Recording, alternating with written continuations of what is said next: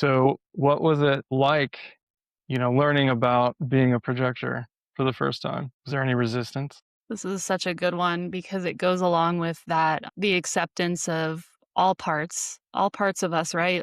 As well as bitterness, the acceptance that bitterness is there as a gift.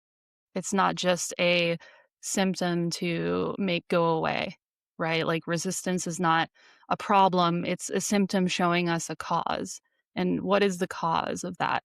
And for me, so much of that cause of bitterness was pushing for being an artist, being something like creating things and producing. A lot of my conditioning was around how productive you are, how much you output and produce and create in the world, and identifying with some kind of niche, some kind of style. So having an identity.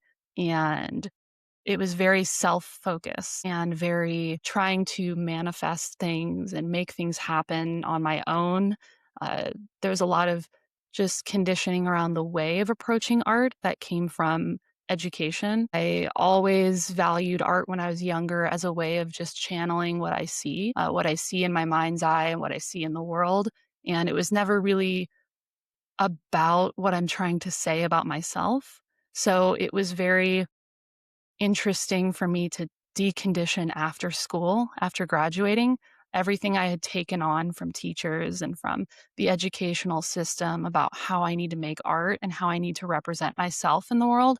Because at the time when I was in grad school, and even still now, art was very much about who you are, who your identity is, what story you have to share with the world. And that's just not how I made art.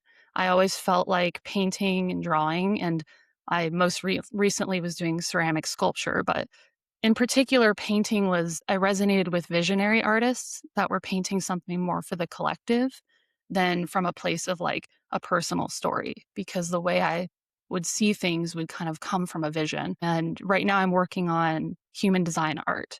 So I know it's coming from me because it's coming through me, but I was more focused on observing the collective, observing nature, observing spirituality. My art practice was meditative and it was spiritual for me.